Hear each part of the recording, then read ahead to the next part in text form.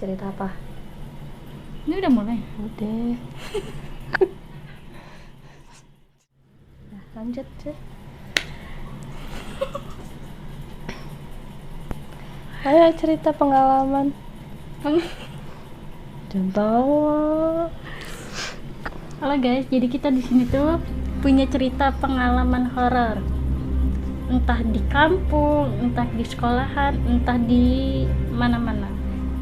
Jadi kita tuh mau berbagi cerita kepada kalian. Udahlah, ngomong. Mulai ceritanya apa ini? Kan Jadi ada gue yang... punya cerita pengalaman di kampung. Oke, terus. Iya, terus.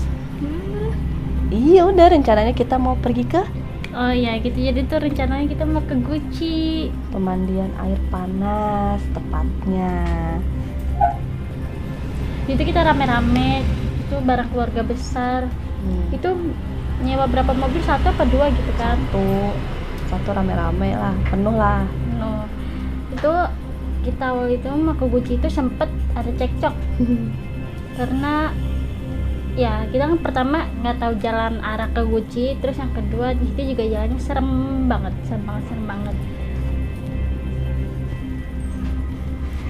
Terus intinya kita ngajak Mbah akhirnya.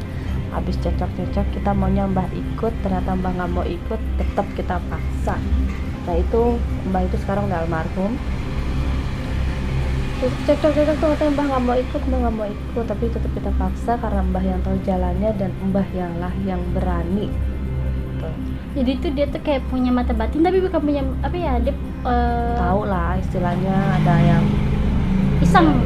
tuh tahu. Nah ini kejadian juga kita di dalam mobil pas kita pulang dari Guci, yaitu posisinya tengah-tengahnya tuh hutan, entah daerah mana juga kita nggak tahu. Pokoknya jalanan itu agak-agak rusak lah, bebatuan, terus turunan.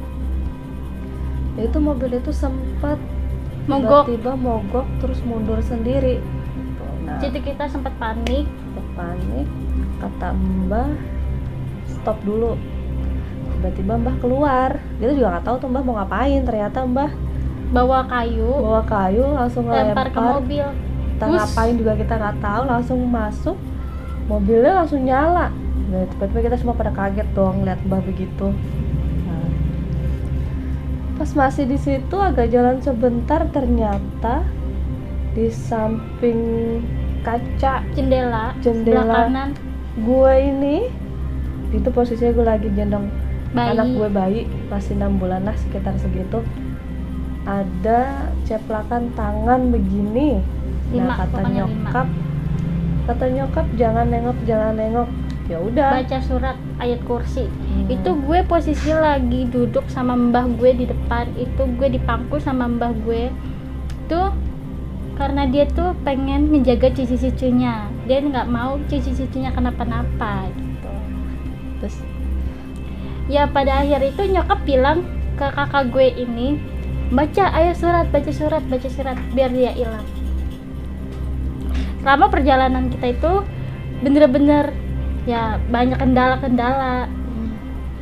Terus setelah itu Akhirnya kejadian ada banyak- penampakan sih, banyak penampakan, cuman kita nggak lihat. nggak terlalu Yang sering lihat lihat. mah Yang sering Mbah. lihat tuh nyokap gue. Mbah salah satunya.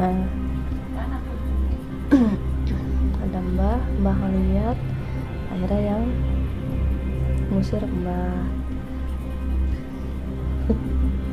Lanjut dah. Ya yang ngusir mbak, terus ada kita pulang itu sekitar jam Udah malam lah, jam 10-an ya. jam 11 setengah 12-an gitu. Itu pas kita nanjak itu tuh arah rumah mbak itu bener-bener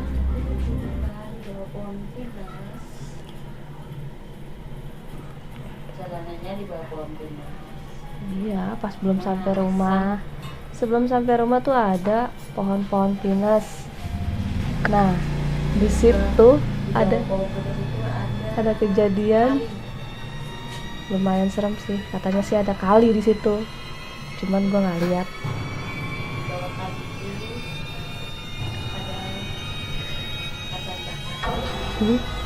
Merinding gue.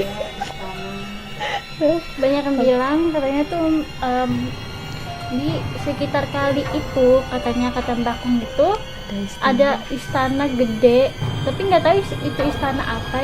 Yang jelas itu Mbah Kakung sendiri gitu, Yang tahu. yang bisa ngeliat gitu, yang Yang tahu tahu. semuanya gitu.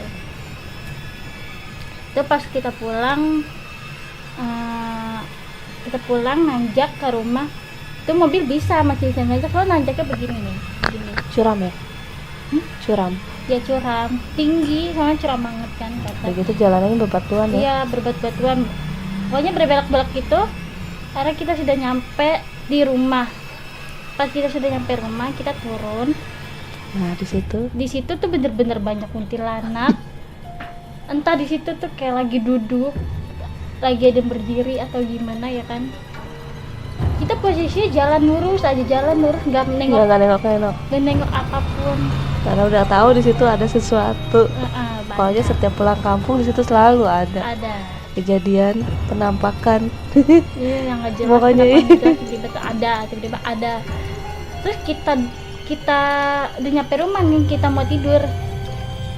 Di situ kejadian kakak gue tidur bersama pocong. Bukan pocong sih sebenarnya, bener ya pocong. Iya, ya? pocong kan? Iya. Ya itu pas Pocong. tatap muka, cuy, tatap muka. Lu bayangin tidur bersama pocong, itu tidur rame-rame di ruang tamu itu. Bukan di ruang tamu, jadi gue di kamar, mama sama satu lagi siapa tuh? Gue, Emang lu? ya sama gue, mama, Nah, posisinya gue di pinggiran, lagi gue di madep tengah, mama di piring, pinggir. itu nggak bisa nengok kanan kiri, mau bangun pun nggak bisa karena berat banget. Dan kaki kita tuh kayak di laut, tau gak sih? Jerit kayak gitu, tapi itu bukan di laut, itu di Tempat tidur tempat tidur, kita tidur. kayak ngambang. Terus gak lama almarhum adiknya mama bilang kayak gini ya, kemarin kamu tidur sama ini ya, semalam kamu tidur sama ini ya gitu. Ya, kaget dong. Tiba-tiba dia tahu, langsung pagi-pagi ngomong begitu. Semalam tidur sama siapa, Is? Kok tahu? Kata dia gitu kan. Ya udah lah, pokoknya masih ada lagi sih pengalaman seremnya, cuman karena udah lama jadi agak-agak lupa lah gitu. Oke. Terus pengalaman kita di kamar mandi di kampung itu serem banget itu kayak tempatnya tuh kan ada jendela tapi bukan jendela buat anuan di atas tuh. Takutnya palanya nongol apa gimana. Terus di dapur juga kan ada pinggiran gitu kan buat ngeluarin asap. Kan kalau di Jawa-Jawa gitu kan nggak Masaknya pakai masih kompor, itu ya. masih pakai kayu gitu kan. Kayu bakar ya. Ya, kayu bakar.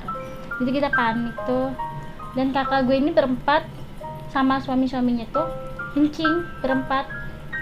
Dan itu beda, cuman kamar mandinya 2, tapi 2 cewek 2 laki gitu. Teriak kencang banget, itu nggak tahu ada apa, nggak ngerti. Terus kejadian almarhum Baku meninggal itu banyak orang-orang datang ke rumah. Dan ada saudara lagi nonton TV-nya tuh tiba-tiba mati. Itu nggak tahu mati kenapa. Yang jelas dia keluar sendirian benerin antena. Itu antenanya tuh di depan rumah. Itu rumah sepi. Itu posisi jam berapa? Jam 2, jam 1-3an ya? Jam 2, jam 3an. Dia lagi nonton bola. Lagi nonton bola itu. Kayaknya itu dulu bola lagi rame-ramenya ya kan. Terus habis itu tuh dia keluar benerin antena. Nggak tahu antenanya diapain. Pas Nyala masuk ke lagi. dalam tuh nyala. Tiba-tiba terus tapi mati lagi kan? 2 kali mati. Iya, mati. Terus hari dia keluar lagi. Itu dia nggak takut ke apa, berani banget. Dia berani banget. Makanya kita sendiri aja takut ya. Sendiri aja kita takut. Mau kamar mandi aja kita kayak ya kita deg-degan Ya, banget. harus bangunin mama. Harus bangunin nyokap. Kalau nggak bangun nyokap kita nahan kencing. Sampai pagi. Oke. Terus ada lagi Pengalaman mau ngambil selimut di mobil, ketinggalan di mobil. Selimutnya itu ada di dalam mobil. Jadi kita kekurangan lagi selimut. apa meninggalnya Mbah ya. Ya, meninggal ya Mbah ya? Itu pas hari pertama, Enggak, kedua, ketiga hari apa? 2 apa 3 gitu. Iya. Nah terus ceritanya lagi mau tidur di depan rumah Mbah juga sih. Tapi di situ orangnya juga udah meninggal dan itu rumah kosong. Anaknya itu sekarang tinggal di daerah Tangerang. Jadi posisi di rumah di depan situ tuh kosong, jadi kita tempatin untuk tidur. Ternyata memang banyak penampakan juga di situ.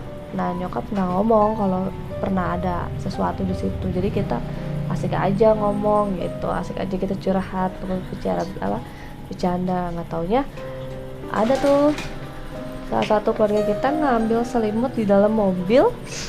Nggak taunya di sana dia tuh ditanya sama orang, Tapi orangnya itu orangnya tuh nggak ada sama sekali. itu enggak ada orang, itu bukan orang sama sekali, itu bukan orang. Tapi Dan akhirnya keluarga dia kita itu lari kenceng banget, untungnya nggak nabrak apapun. Nah akhirnya kita langsung pindah tempat, nggak nginep di rumah itu, kita nginep di rumah sendiri. Untungnya sih nggak penuh ya, karena banyak saudara-saudara datang. Ya alhamdulillahnya masih bisa tidur nyenyak. Di situ sumpah serem banget. serem banget guys. Oke. Udah masih ada nggak? Oke cukup ya. Ya ada Kita lanjut lagi nanti videonya. Gimana nih ininya? like, comment, and subscribe. Like, comment, and subscribe. Ya maksud gue